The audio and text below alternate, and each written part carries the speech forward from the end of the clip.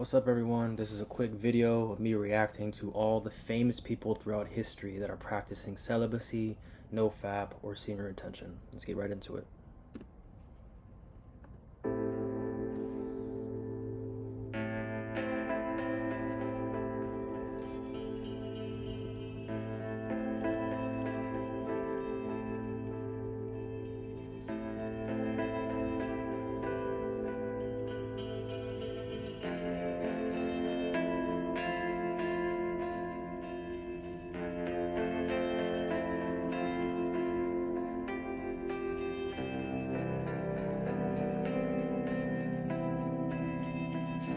Yeah, a lot of boxers practice semen retention. They practice celibacy before fights. See, he follows a strict no-wife policy during training. Manny Pacquiao.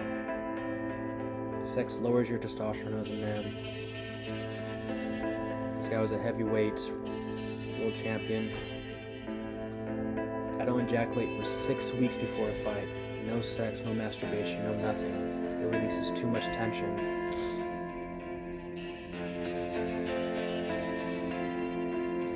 Tyson.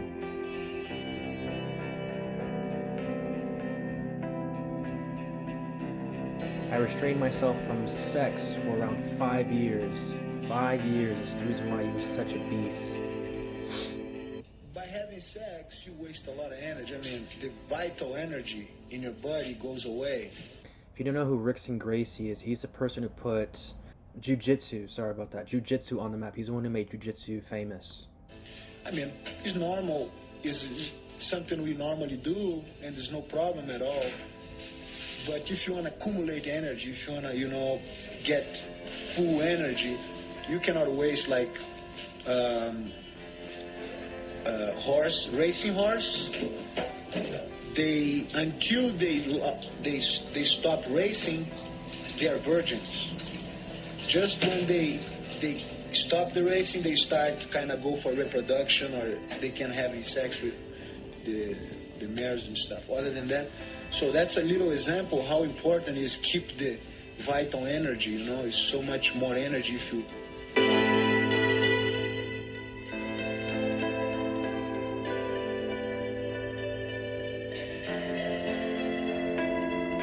If you don't know, a lot of monks take a vow of celibacy their whole life for spiritual evolution, to be connected with God, to do this for a greater purpose, to be able to download wisdom and to be able to spread it to the masses.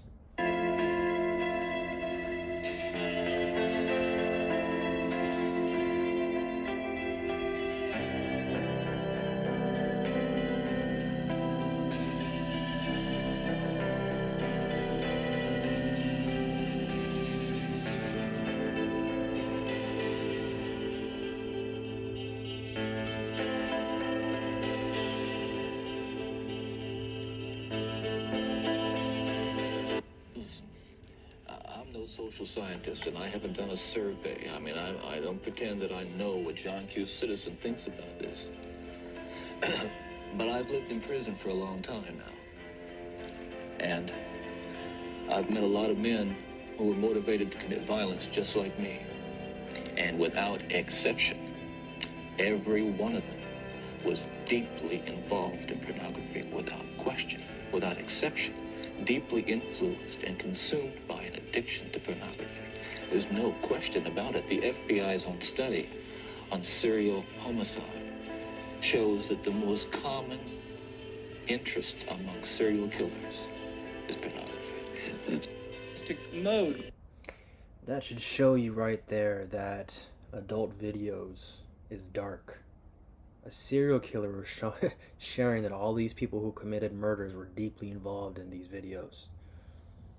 There's a reason why when we watch it, we go into depression, we get the anxiety, we feel a lack of motivation, our self-worth goes down. It's because all that energy is attached to darkness. Darkness pulls you in the opposite way of God, right? God is supposed to be confidence and powerful and peace and clarity, and this adult videos take you to the opposite side of the spectrum.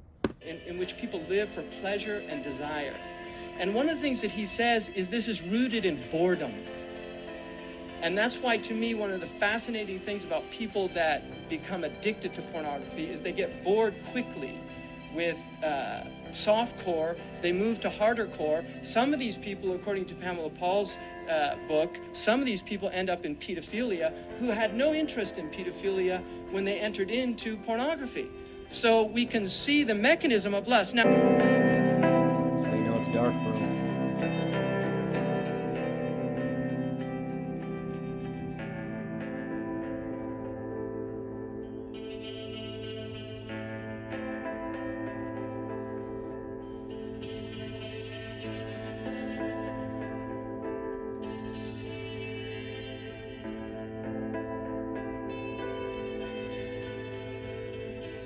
My issue was, and is, with pornography, is that it changes the way you think about people. People become objects. People become, body parts. They become things to be used rather than people to be loved. And it really, you start to change the way you see people. And you start to use people. You start to feel like, you're the man and they're just, whatever. And I had to change my thinking. I had to change what I believed. And once I knew, and once I was aware of what it was doing to me, it changed me. And I knew, I said, I gotta stop this. And yeah, Terry Crews, if you don't know, he's part of all these movies like Friday and all these, he's a pretty famous actor. He came out years ago talking about his adult video addiction. He had a wife and kids, and he came out talking about like the effects of it. So he uses his platform to really speak out on that kind of stuff. A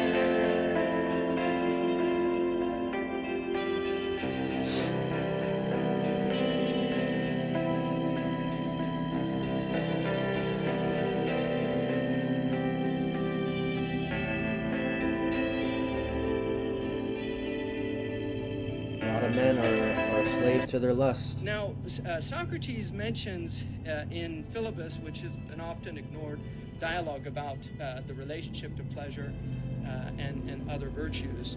But one of the things that he points out in there, which I thought was very fascinating, is he talks about desire, and he uses the analogy of having thirsting for something to drink, and he asks Protarchus, is it a desire for the drink? And he says, yes, obvious Socratic foil. And Socrates says, is it for the drink or for the replenishment with drink? In other words, is the drink a means to an end, which is the replenishment, the sense of emptiness that comes from being thirsty? And Protarchus agrees. And Socrates says, therefore, when somebody becomes empty, he apparently desires the opposite of what he is experiencing. In other words, to fill himself. So desire is essentially an attempt to fill a void. And this is why when we look at pornography, we have to look at it in light of an emptiness. What is the emptiness in people that this is an attempt to fill that void in their life? Yeah, and there's something about lust, right? It's like if you're lost in lust, there's no, the satiation will never be filled, meaning that like you're always going to want more. You're always going to want deeper cravings of lust, and it's just like this endless cycle.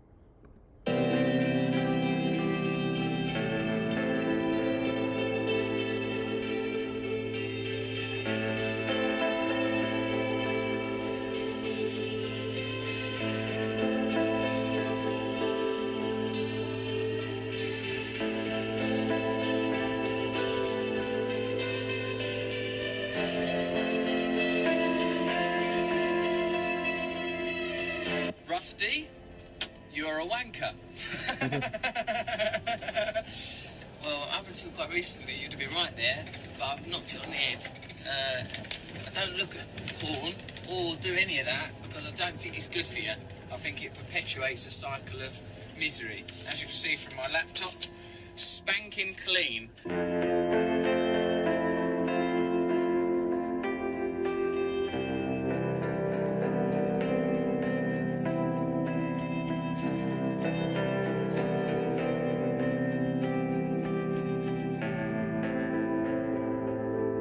Isn't that crazy how someone who's been in the adult film industry is literally saying that it literally destroys families?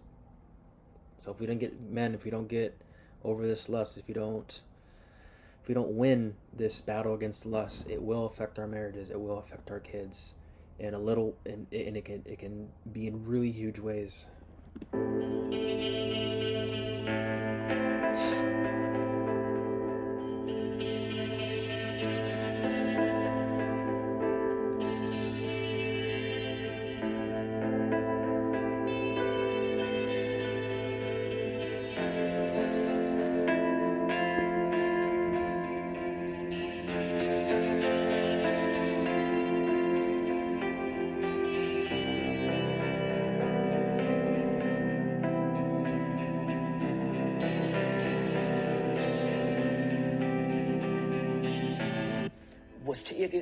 It's almost like I gotta sometimes check myself, because sometimes there's an anger that rises up in me, and I get evangelically ticked off about the fact that I wish somebody would have taught me a long time ago the repercussions of sex and flesh and lust and vanity and pride and ego and all these other things. I wish somebody would have been holding my little behind accountable years ago.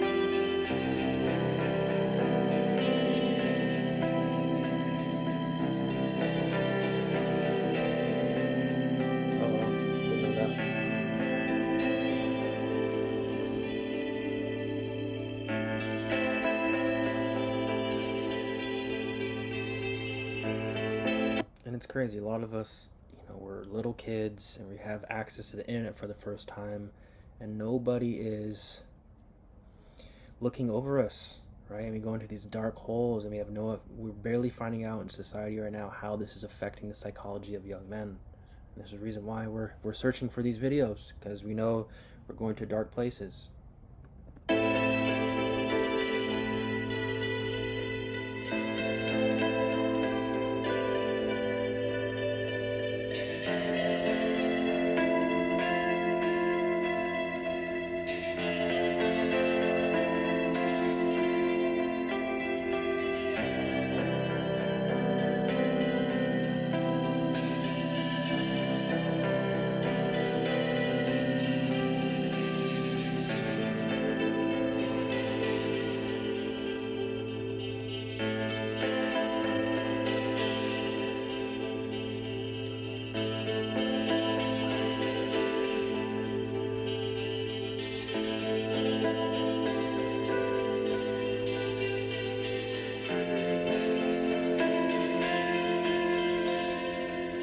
50 Cent posted a 4-step plan to stop masturbation.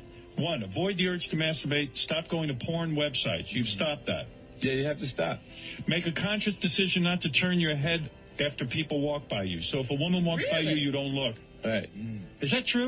And that's the thing, like I said earlier, if you give in to lust and you feed it, it gets bigger. It's like a wildfire. So he's teaching you, right? He's teaching you, like, if you see an attractive woman, cool, you can acknowledge that she's fine, right? But if you, like, really stare, then you're feeding into that lust, and it's getting bigger. It'll grow. Yeah. 3, do not go to strip clubs. When's the last time you were in a strip club? I haven't been. Wow. And 4, do not look at lust-filled magazines. Do you, So are you not masturbating at all? No. When's the last time you masturbated? When you have that, it's been a long time since that time. Years? It's been a while. Yeah, I'm grown. How would I have?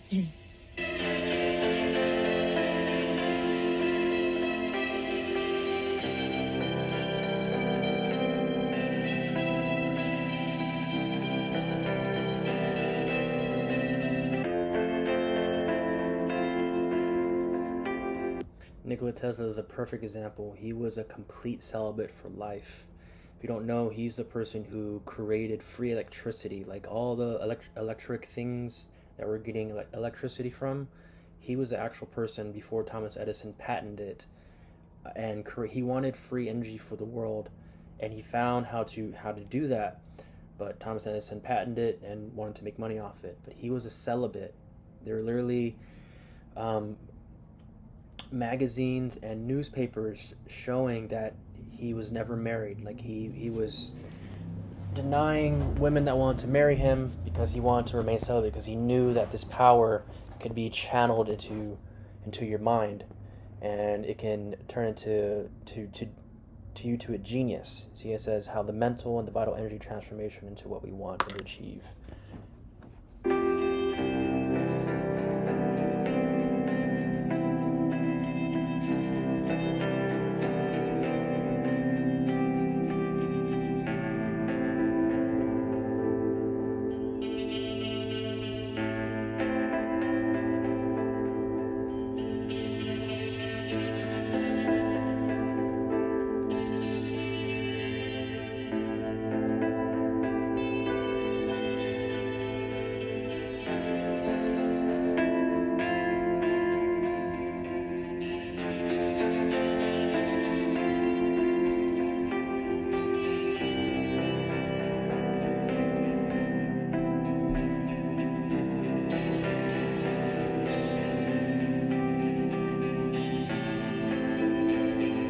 Yeah, there's a Steve Jobs' wife would share through the media that he would have sex, but wouldn't climax. He wouldn't expel his seed, so he can keep that energy for him to create.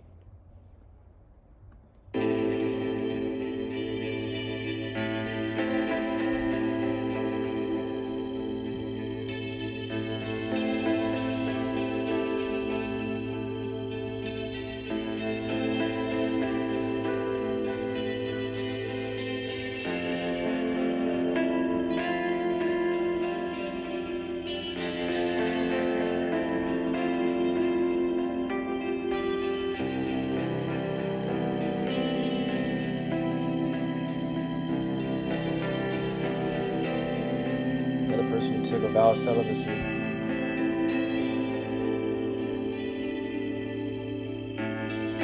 And it says, if you practice it, at the end of the sentence, it says, such men cannot possibly suffer any physical or mental illness. There's this Eastern philosophy saying that when you're holding for just like a lifetime, right, just long periods of time, your seed actually starts to get reabsorbed into your system, strengthening your bones, strengthening all your organs, strengthening your brain, revitalizing your nervous system, and basically upgrading your body to its fullest potential. And there's a reason why monks and other people called brahmacharis and all these people across India would have these supernatural powers, supernatural memory, supernatural wisdom, is because they were holding this energy for long periods of time.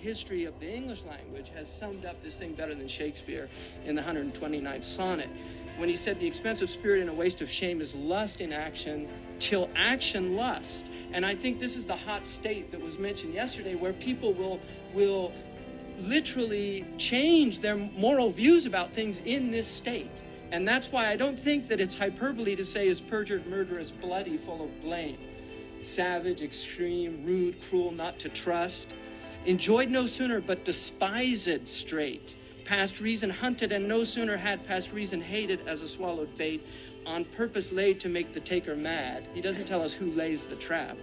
Mad in pursuit and in possession so, had having and in quest to have extreme, a bliss in proof and proved a very woe, before a joy proposed, behind a dream, and there he means nightmare. All this the world well knows, yet none knows well to shun the heaven that leads men to this hell. And I think if people that are in pornographic addiction or seeking help, they would be the best commentators on what he's talking about, because this really creates a hellish state of the soul. And I don't think we've looked enough at the pain of these people that are dealing with these issues. It's very important.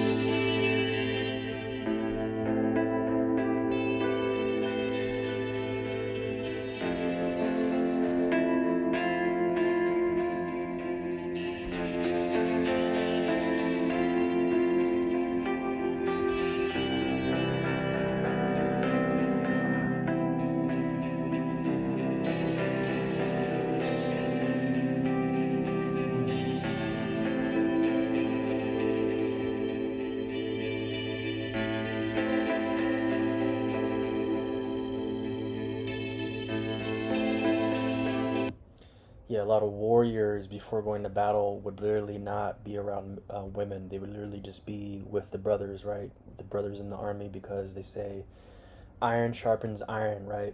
So if you're around other masculine men, you're gonna become more masculine, you become more strong. You push each other to be better, right? And if you are around a woman's touch can soften you, right? You know, they're soft, they're nurturing. They can put your guard down, and before battle, we want to make sure that we are as strong as possible to make sure we can protect our society.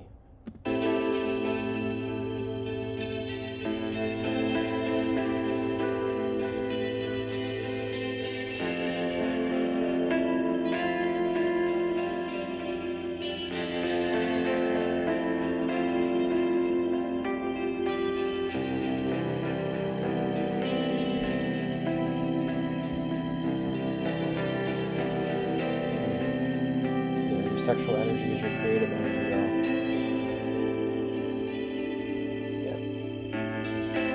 Yep, Prince was a celibate. And Michael was supposedly, he was a practitioner of this as well. Michael Jackson.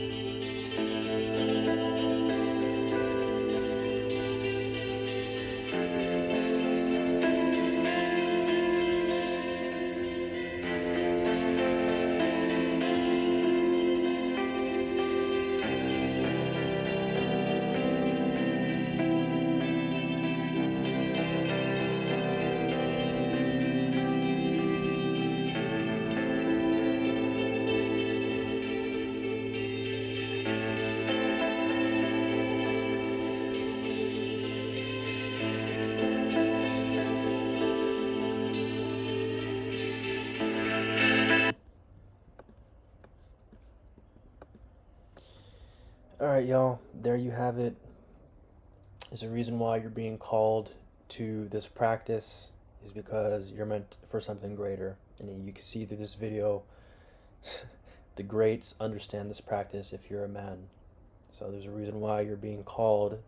I believe that this practice calls to you. You don't find this practice finds you, is because you're meant for something greater. You know you have a deep potential inside of you that's dying to come out, and for you to really step into your purpose, whether you already know that purpose or whether you're coming into that purpose or you still need to find that purpose. This right here is probably one of the most powerful practices that I've ever come across as a man, and it's a journey, y'all. So you guys stay strong and keep coming back to these videos for inspiration. Stay connected to other men that are on this journey, and you guys have a blessed day.